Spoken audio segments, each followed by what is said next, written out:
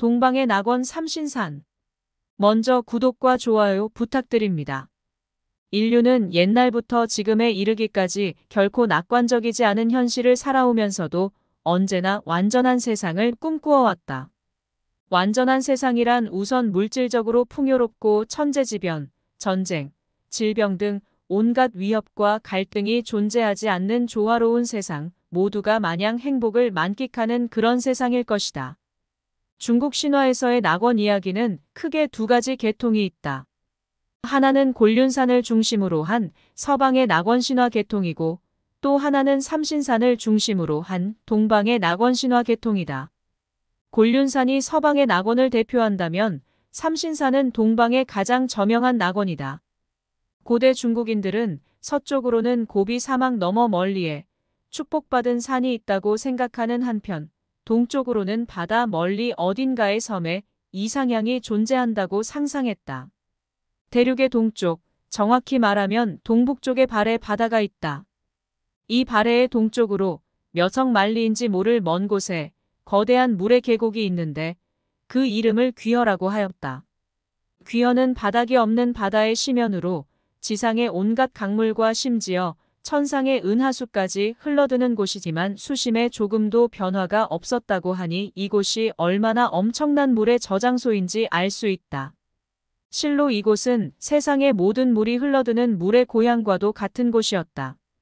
그런데 이 귀허의 바다에는 5개의 아름다운 섬이 떠 있었다. 그 섬들은 각기 대여, 원교, 방호, 영주, 복례로 불리었다. 각 섬은 높이와 주위가 3만 리나 되었고 꼭대기의 평지가 9천 리였으며 섬과 섬 사이는 마치 이웃집처럼 보였지만 그 거리는 자그마치 7만 리나 되었다. 모든 섬에는 금과 옥으로 지은 찬란한 궁궐과 누대가 있었고 그곳에 사는 짐승들은 모두 순백색이었다. 그곳에는 또한 아름다운 옥을 열매로 맺는 나무들이 무더기로 자라고 있었다. 그 열매는 매우 맛있을 뿐만 아니라 먹으면 늙지 않고 오래 살 수 있었다. 이 섬들의 주민은 보통 인간이 아니었다. 그들은 모두 신선의 자질을 지닌 사람들로 낮이든 밤이든 훨훨 날아서 돌아다녔다. 그러나 이 아름다운 섬의 초인적인 능력을 지닌 주민들에게도 한 가지 큰 고민이 있었다. 그것은 섬이 파도에 따라 이리저리 흔들려서 잠시도 안정을 찾을 수 없다는 점이었다. 고민하다 못해 그들은 이 일을 천재께 호소하였다.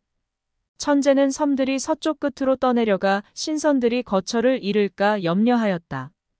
그리하여 바다의 신 우강에게 명을 내려 15마리의 거대한 자라들로 하여금 등으로 섬을 떠받치게 하였다. 자라들은 3교대로 이 일을 수행하였는데 한 번 교대하는 기간은 6만 년이었다. 5개의 섬은 이렇게 해서 비로소 안정을 찾을 수 있었다. 아마 이 안정이 지속되었다면 오늘날 우리는 이 섬들을 삼신산이 아니라 오신산이라고 부르게 되었을 것이다. 안정이 깨진 것은 용백국이라는 거인국 사람들 때문이었다. 어느 날 갑자기 덩치가 엄청나게 큰 거인들이 나타나 섬들을 떠받치고 있던 자라 6마리를 낚시로 잡아가는 바람에 대여와 원교 2섬이 북쪽 끝으로 떠내려가 마침내 바다에 침몰하였다. 이 사건으로 오신산은 그만 복례, 방호, 영주의 삼신산이 되고 말았다. 이 중 방호는 방장산으로 더욱 잘 알려져 있다. 동쪽의 발에 바다 어딘가에 신선들이 사는 삼신산이 있다는 소문이 퍼진 것은 전국시대 무렵이었다.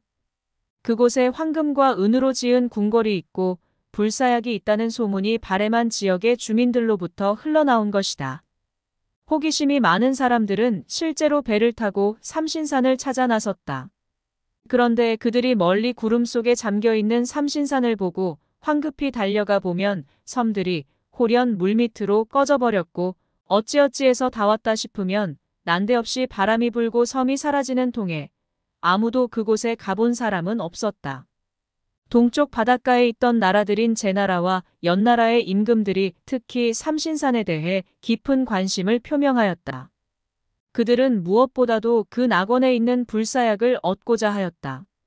그리하여 제나라의 위왕과 선왕, 연나라의 소왕 등은 탐험대를 조직하여 삼신산을 탐색하게 하였으나 모두 실패로 돌아갔다. 이들의 뒤를 이어 가장 적극적으로 삼신산의 탐색에 열을 올렸던 임금이 그 유명한 진시황이다. 당시 제나라와 연나라 지역에는 방사라는 마술사들이 활약하고 있었는데 진시황은 여러 차례 이들을 시켜 삼신산을 찾아보게 하였다. 그중 가장 대규모로 조직되었던 팀은 서부를 대장으로 하고 순결한 소년소녀 500명과 다수의 대원으로 이루어진 탐험대였다.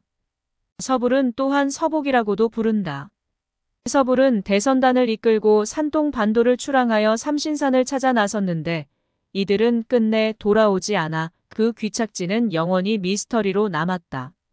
제주도 서귀포에는 이들이 지나가면서 새겼다는 글귀가 남아있었다고 하며 서귀포라는 지명은 서불 일행이 제주도에서 약초를 캐고 서쪽인 중국으로 돌아가고자 했던 포구라는 의미에서 비롯된 것이라고 한다.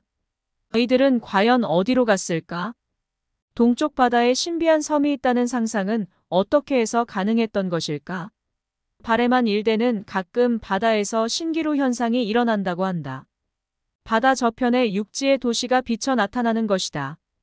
아마 이 현상으로 인해 삼신산에 대한 상상이 일어났을 것으로 생각하는 학자도 있다.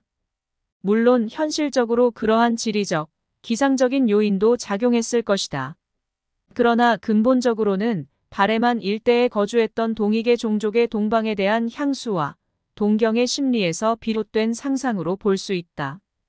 동방 낙원인 삼신산과 서방 낙원인 곤륜산, 그것은 고대의 동과 서로 양분되었던 화학의 문화와 동이계 문화의 공존을 상징적으로 보여준다. 전국시대의 제후들과 진시황은 동방 낙원인 삼신산에 대한 직접적인 탐색을 시도했으나 실패하고 만다.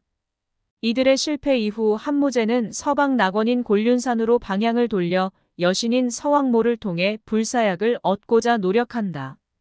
물론 한무제의 탐색도 실패로 돌아갔지만 어쨌든 삼신산은 곤륜산과 더불어 동양인의 마음속에 두 개의 큰 낙원으로 자리 잡게 되었다. 삼신산은 이후 수많은 설화와 소설 속에서 등장하였고 회화, 조각, 건축 등의 미술 자료에서도 자주 표현되었다. 가령 고대인들은 정원을 만들 때 반드시 연못을 파고 한가운데에 섬을 조성하였는데 그것은 곧 낙원인 삼신산을 상징하였다. 그들은 집안에다 자그마한 낙원을 만들어 이상 세계에 대한 소망을 표현했던 것이다. 삼신산 신화는 우리나라에도 많은 영향을 미쳤다. 중국의 경우처럼 문학작품과 미술자료 등의 흔적을 남기고 있음은 물론이다. 대표적인 예로는 근래의 백제의 왕실 공방터에서 발굴된 백제 금동대향로를 들 수 있다. 삼신산 중의 하나인 복례산을 소재로 한 이 향로에는 낙원인 복례산에서 유유히 논이는 신선들과 상서로운 동물들의 모습이 생동적으로 새겨져 있다. 그뿐만 아니라 삼신산이 중국의 바다 동쪽에 있다는 상상은 그것들이 한반도에 있다는 생각으로까지 발전하여 백두산, 금강산, 지리산, 한라산 등의 명산을 삼신산로 빗대어 말하게끔 되었다. 그리하여 조선 말기의 학자 이능화는 그의 조선도교사에서 신선들이 사는 삼신산이 고대 한국에 있었다고 주장하기도 했다. 구독과 좋아요 부탁드립니다.